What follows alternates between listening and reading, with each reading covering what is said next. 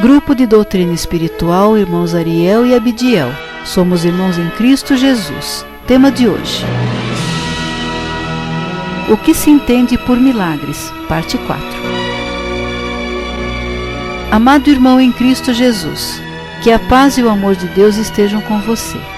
Deus, em sua infinita bondade, permitiu que, com a evolução da humanidade, pudesse o homem gradativamente ter entendimento sobre os fatos que, segundo as Escrituras Sagradas, aconteceram pela sua intervenção direta, ou seja, fatos em que o próprio Deus em pessoa teria intervido. Assim, pela bondade merecida de Deus, hoje não somos mais tratados feito crianças que não conseguem entender nada que seja um pouquinho mais complexo. Deus ampliou os limites de entendimento dos homens para que pudesse aos poucos desvendar os seus mistérios.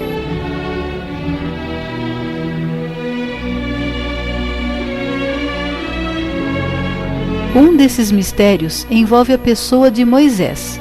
Sua história começa a partir do momento em que os egípcios ordenam que todos os meninos hebreus eram seus escravos, que nascessem a partir de determinada data, fossem mortos. Então, quando Moisés nasceu, sua irmã Miriam, que era escrava de uma soberana egípcia, pegou o cesto onde estava o recém-nascido e colocou-o na margem do Nilo, para que a correnteza o fizesse passar em frente de onde estava a sua senhora. Miriam foi intuída pelos irmãos do plano superior a agir desta forma, pois eles sabiam que a senhora egípcia, vendo um cesto com um bebê dentro dele, não o deixaria perecer. E assim se deu. Isso porque, segundo os planos de Deus, haveria um dentre os hebreus que se destacaria e ajudaria a libertar o seu povo da escravidão do Egito. Tudo isso tinha um único propósito: a vinda de Jesus.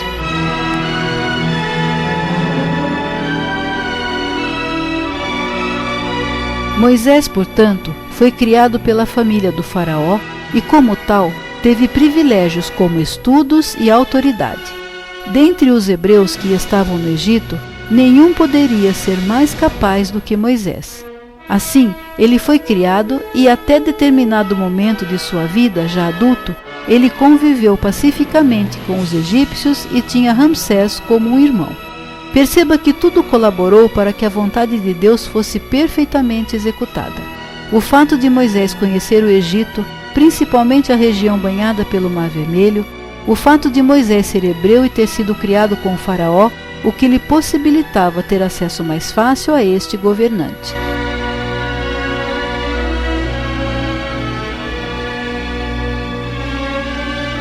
A partir do momento que Moisés se descobriu um hebreu, o sentimento de misericórdia e justiça por seu povo começou a falar mais alto, o que levou a assassinar um soldado egípcio para defender um dos seus. Este fato surpreendeu toda a família real e, para cumprir as leis do país, permitiram que Moisés fosse condenado à morte. Sabendo disso, Moisés fugiu e foi para o deserto, e lá ficou durante anos, até que em determinado dia, um espírito do plano superior falou com ele, dizendo que ele iria ajudar a libertar os hebreus do Egito.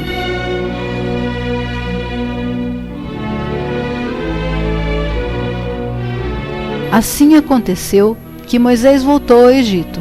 Sendo homem temente a Deus, sabia que teria que confiar no Criador para lhe dar respaldo quando fosse falar ao faraó.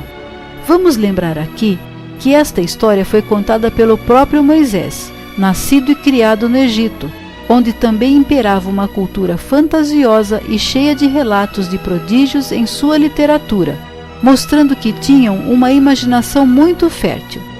Com Moisés, isso não foi diferente. Como ele saberia explicar pelas leis naturais toda a sequência dos fatos que ocorreram com a permissão de Deus para que os hebreus fossem libertos? Assim, diferentemente do que Moisés talvez acreditasse, ele não teve responsabilidade nenhuma nas pragas que sobrevieram sobre o Egito. Ele foi apenas um espectador que esperou a oportunidade certa para conduzir o povo à liberdade. Moisés, vamos nos lembrar, era um homem diferenciado em meio àqueles hebreus. Era estudado, educado e conhecia toda a região. Desta forma, devemos concluir que para ele não foi tão difícil discernir a sua intuição, ou seja, compreender o que nossos irmãos da espiritualidade maior queriam dele.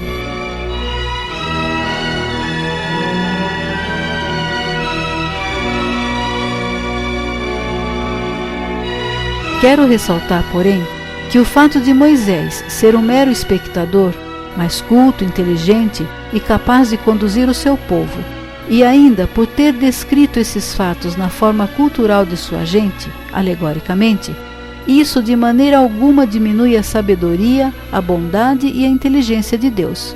Pois sem isso, sem que Deus permitisse e sem que Ele possibilitasse os nossos irmãos que estão a serviço dele, nada do que aconteceu teria ocorrido. Assim concluímos que absolutamente nada acontece sem a permissão do nosso Criador, e o que possibilitou a libertação dos hebreus foi a aplicação das leis naturais e imutáveis criadas por Deus.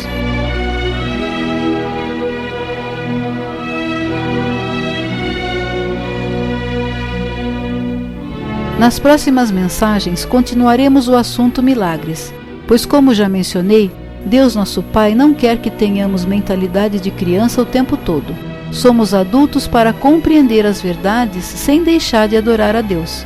Que Ele, em sua infinita bondade, olhe por você e por sua família. Fique com a paz de Jesus em seu coração.